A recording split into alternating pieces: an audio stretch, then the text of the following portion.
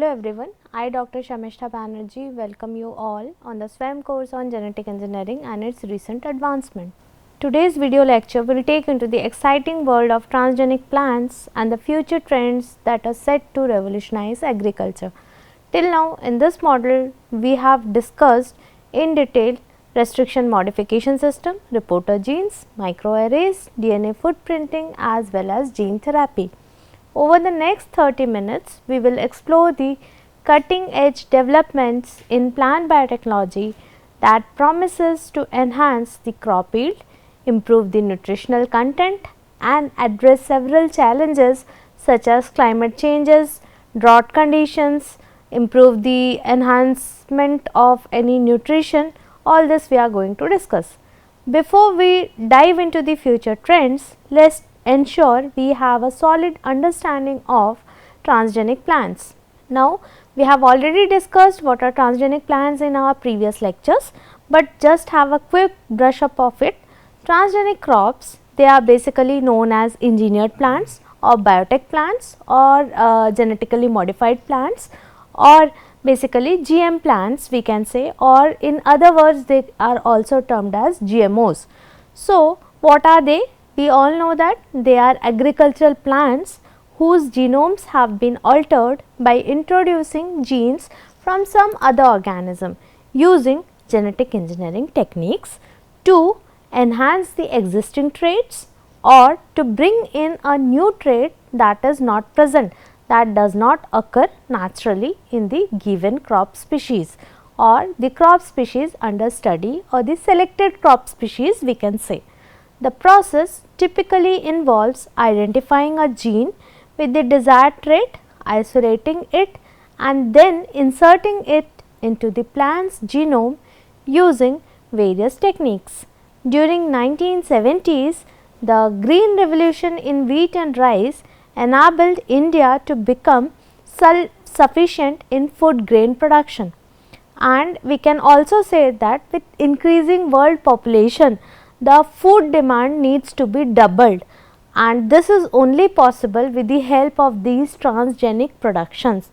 Climate change and rising population pressure have substantially altered the situation in the 21st century. Traditional technologies will be unable to fulfill these demands, to fulfill the food as well as the nutritional demands of the future. When combined with conventional plant breeding approaches, advancements in modern biology, particularly biotechnology and molecular biology, has several benefits which will be addressed in subsequent slides. There are several historical perspectives of these transgenic plant development. The first time it has been around for several decades. The first transgenic plant, that is antibiotic resistant tobacco and petunia, were created in the year 1977. The first commercialized successful transgenic crop was flavor saver tomato, which was introduced in the market in the year 1990s. Now, let us explore the exciting future trends in transgenic plants. First, let us discuss the status of transgenic plants. Approximately till now 525 distinct transgenic events in 32 crops have been authorized for production in various regions of the world. Currently, India has the world's 4th largest GM crop acreage, surpassing China's 3 billion hectare, while equaling that of Canada, that is 11.6 million hectare, according to the International Service for the Acquisition of Agri-Biotech Applications, that is ISA. These are the data which has been provided by ISA. In 2014, farmers in India plant a total of 11.6 million hectare under transgenics. Field trials for 21 GM food crops, including GM vegetables and cereals, have been approved by government through commercialized cultivation of GM food that has not been permitted by any state government in India till now. The United States is the world's largest producer of GM crops, with around 73.1 million hectares under cultivation. BT cotton is the India's only GM crop that accounts for about 11.6 million hectare, which is 95% of total cotton producing area and ranks 4th in the world. Between 2002 and 2015, Genetic Engineering Approval Committee, that is GEAC, approved the commercial release of 1128 BT cotton hybrid cultivars. The biggest producers and exporters of GM crops and goods are the United States of America, Argentina and Canada. These are the three leading countries in the world which are the biggest exporters of these genetically modified plants. China and India are the leading producers of transgenic crops amongst the developing nations. Tomato, corn, soybean, cotton, canola, rice, potato, squash, melon and papaya are among the GM crops that have been commercialized in last 2 decades, with soybean, corn, cotton and canola being particularly important due to their widespread cultivation and importance in several countries' agricultural economies. Crop biofortification, which is a major application of transgenic plants. Now, first I will let you know what is crop biofortification. It refers to the development of crops with increased or enhanced nutritional value. This can be accomplished using either traditional selective breeding or genetic engineering. According to estimates, almost 800 million people worldwide are malnourished, with nearly 98% of them living in developing nations. Transgenic approaches for the creation of biofortified crops can be a viable option when there is insufficient genetic diversity in nutrient content among the different plant varieties. Creation of transgenic plants for biofortification. Crop biofortification, already I had just told you, it refers to the development of crops with increased nutritional value. Malnutrition is a global concern throughout the world, and hence biofortification is a very important application of transgenic plants. Transgenic plants can be designed to produce crops with improved nutritional content like high vitamin and mineral levels, golden rice, which is engineered to produce vitamin A. It is a major example of the same. Transgenic crops such as golden rice have genes inserted into their genomes to create micronutrients. Now, the question is, what are micronutrients? They are nutrients which are present in any crop or any food products can be classified into two major categories, macro and micronutrients. From the name itself, macronutrients means these are the nutrients which are present in larger amounts like carbohydrate, fats, proteins, these are the macronutrients. Micronutrients, these are the nutrients which are present in very trace amount or smaller amount like iron, calcium, magnesium, manganese, potassium, sodium, these all are micronutrients. So, this biofortification is done basically to improve or enhance either the quantity or quality of these micronutrients in several crops or plants. Transgenics for nutrient biofortification should ideally meet the following criteria. The first one is the selection of a broadly adapted genotype of an economically significant crop. Then the second one is accumulation of nutrients in the edible section of the crop plant without compromising the plant physiology or growth, and the third one is economic yield. Economic yield, by this we are increasing actually the quantity of any particular nutrients. So, this table indicates the list of biofortified crops. Now, there is a difference between fortified crops and biofortified crops. Here these are the examples of biofortified crops. Now, what is the difference? The fortification can be done by any other methods also, like chemical or any physical methods also. Biofortification is basically using biological methods, enhancing the nutrient content or quality using the biological method, basically with the help of recombinant DNA technology or with the help of transgenesis, more specifically we can say. So, these are the different crops and the nutrients which have been enhanced, like in rice the vitamin A content, folic acid, that is vitamin B9 has been enhanced, iron also has been enhanced in rice. Then the second crop is wheat, where provitamin A, iron is enhanced. Then in maize again provitamin A, vitamin E, vitamin C has been enhanced. In sorghum vitamin A, likewise in tomato sterol has been enhanced, whereas many other nutrients also has been enhanced in case of tomato, that is lycopene, beta carotene, and all the pigments has been enhanced to look it more catchy, to make it more attractive we can say.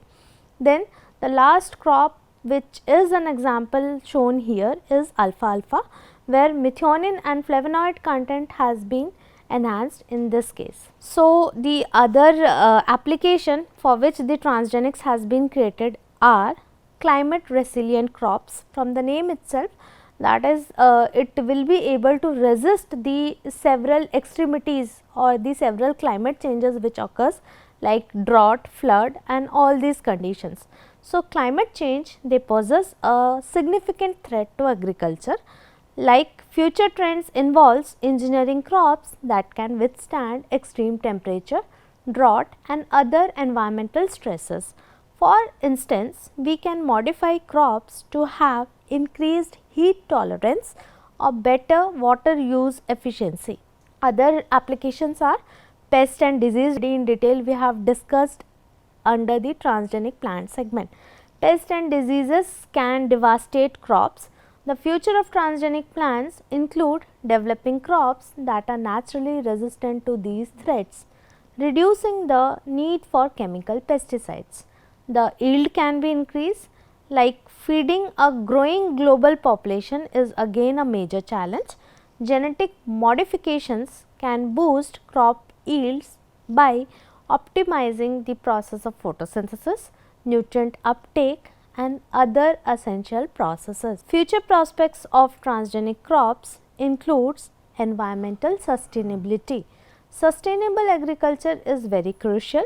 Future transgenic plants may focus on reducing the environmental impact of farming, such as decreasing the need of synthetic fertilizers, or we can say chemical fertilizers, and there are many side effects, like it make the field not suitable for the other batch of agriculture crops. So, for this reason it needs to be avoided, or we can say the transgenic crops with reduced fertilizer use must be preferred to maintain the environmental sustainability. Then the next example in this line is mitigation of environmental pollution. Again we know that environmental pollution is a major challenge which we are facing. So, in future the transgenic plants may be grown for reason other than commercialization, like for reason other than meeting the agriculture needs or for meeting the biofortification needs. These plants can be a shock absorber for the different environmental pollutions. Basically, I will say it will target the air pollution, water pollution as well as soil pollution. For example, it has been proposed that the transgenic plants could contribute to remove or detoxify the heavy metal pollution in contaminated soil. More specifically, this is the segment which addresses phytoremediation, or we can say phyto. Phyto is basically a word meaning plants. Remediation is removal of these contaminants using plants. So, what the plant will do? These transgenic plants will capture these heavy metals on their roots.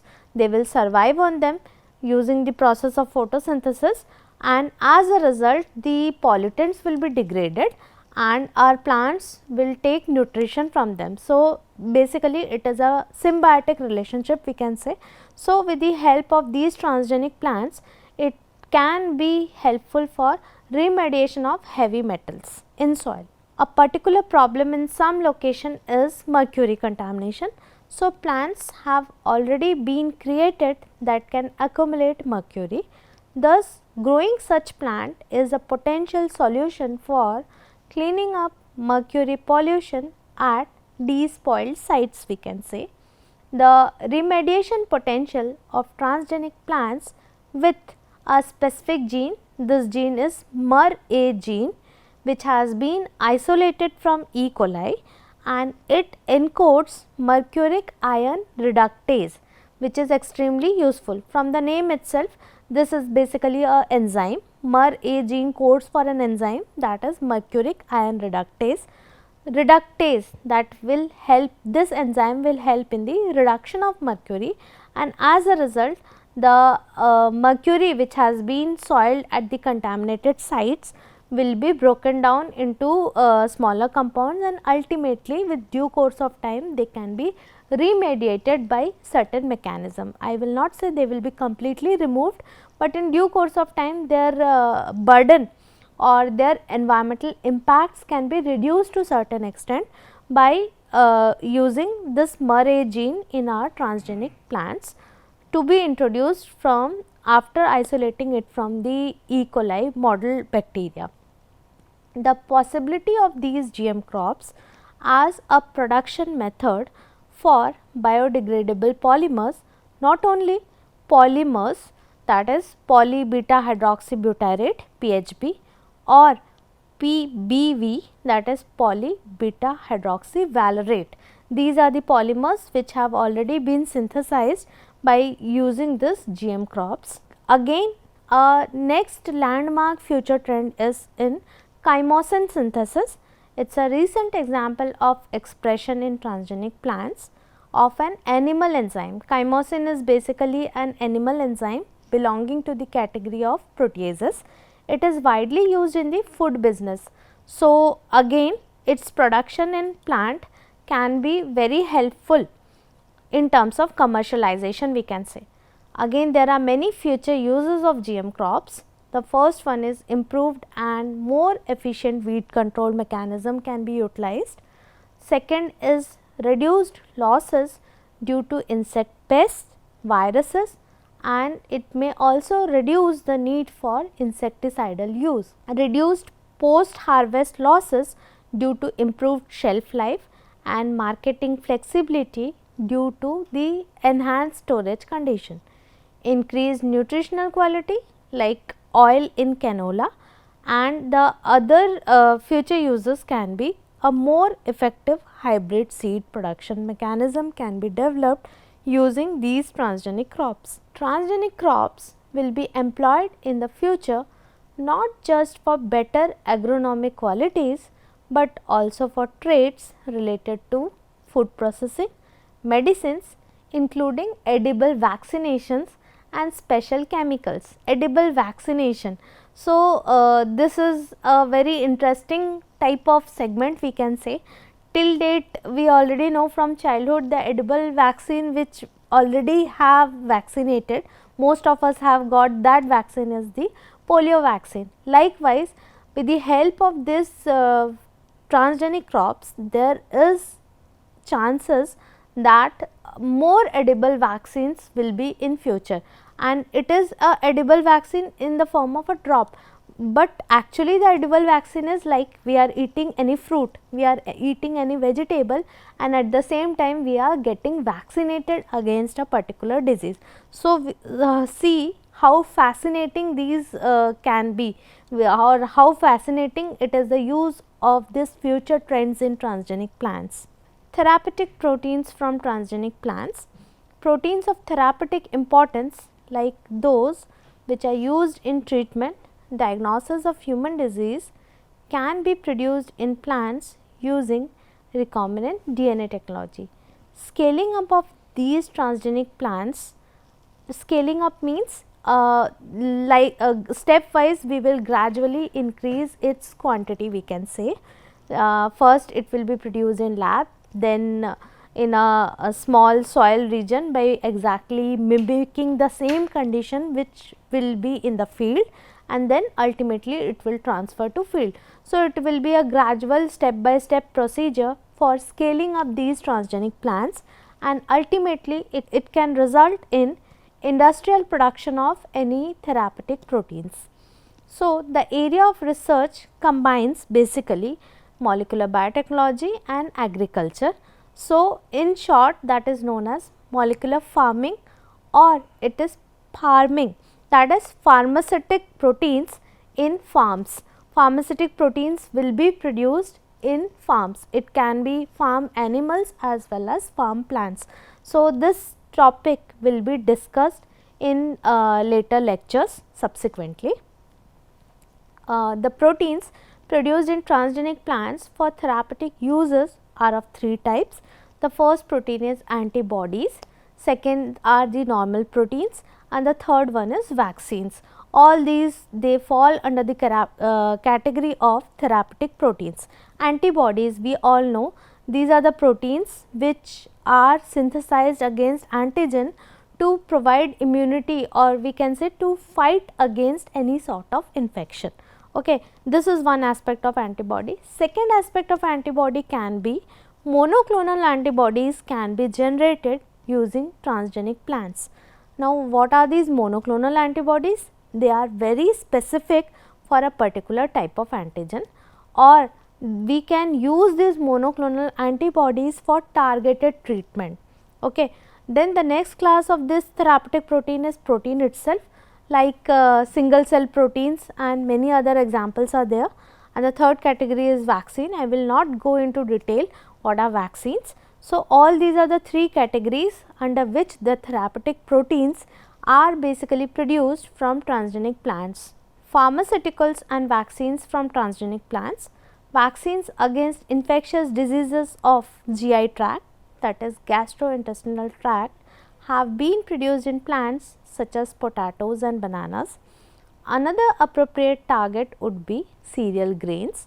An anti-cancer antibody, just now I discussed monoclonal antibody, it has recently been expressed in rice and wheat seeds that recognizes the cells of lungs. I told you that these may be used for targeted treatment.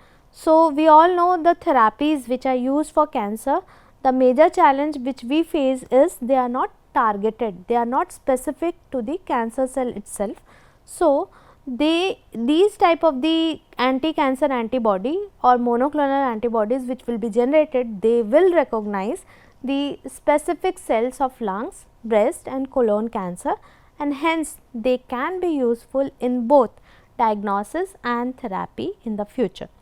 Such technologies are at a very early stage in development, and obvious concerns about human health and environmental safety during their production must be investigated before such plants can be approved as specialty crops.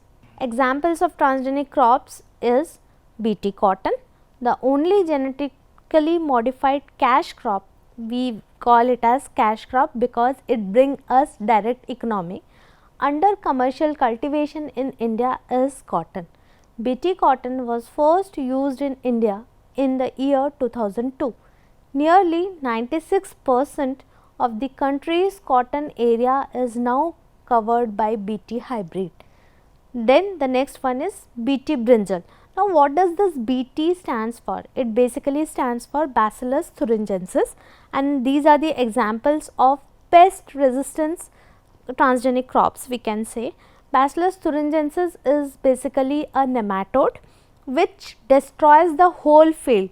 So, what was done here, like Bacillus gene, a cry gene from Bacillus thuringiensis was incorporated into these transgenic crops, and in this way we can prevent the nematode from getting attacked into the cotton and the brinjal plants. So, the second case was of BT brinjal. In 2009, India's Maharashtra Hybrid Seed Company and US based company have developed BT eggplant, that is Solanum melagnia, by inserting a crystal gene which is basically cry gene from Bacillus thuringiensis.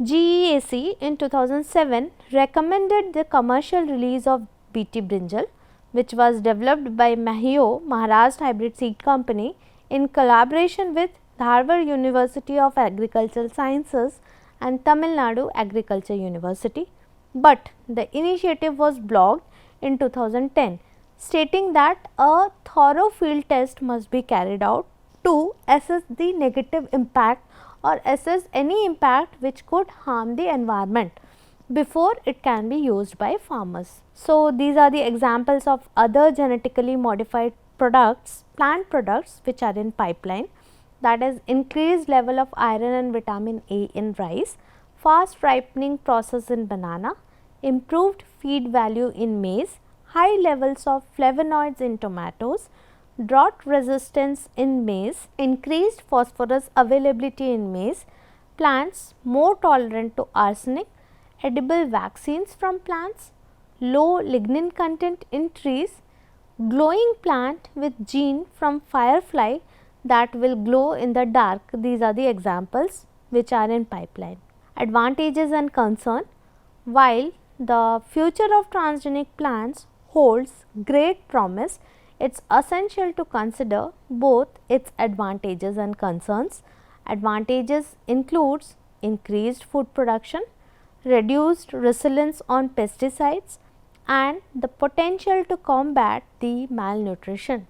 The benefits of transgenic insect resistant crops have been demonstrated in terms of greater yields, fewer chemical inputs, and as a result enhanced farmer and consumer health.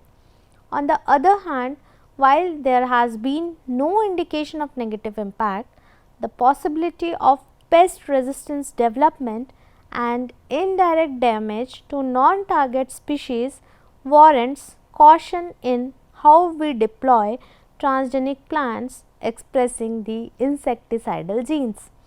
Biofortification clearly has significant potential for increasing the malnutrition content of important crops. The bioavailability of some critical minerals and vitamins might be enhanced by using recombinant DNA technology. The practical use of transgenic crops may benefit developing nations' economy.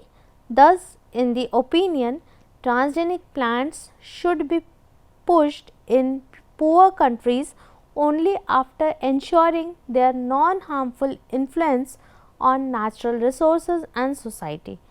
To prevent potential danger concerns, the influence of transgenic crops on ecosystems should be studied on regular basis. Researchers expect to be able to give vaccines and medications through GM crops in the future, making it easier to provide medicine to people in developing countries. Food based medications are easier to transport and keep than the traditional medicines. They are easier for storage as well, we can say. Traditional technologies will be inadequate to meet the future food and nutrition demand. Advancements in molecular biology, particularly biotechnology and modern biology, gives various advantages when paired with the traditional plant breeding approaches. Concerns include potential ecological impact, spread of transgenes to wild populations, and ethical questions about genetic modification. Stringent regulatory frameworks are essential to ensure the safe development and deployment of transgenic plants. In conclusion, the future trends in transgenic plants offer a glimpse into the potential for a more sustainable, productive, and nutritious agriculture system.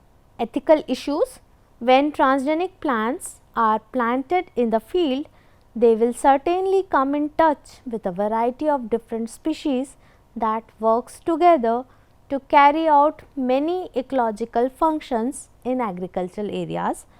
Despite the fact that there is now widespread scientific agreement that genetically engineered crops are safe to consume, still people do not accept it. Still many people, they remain apprehensive about this technology.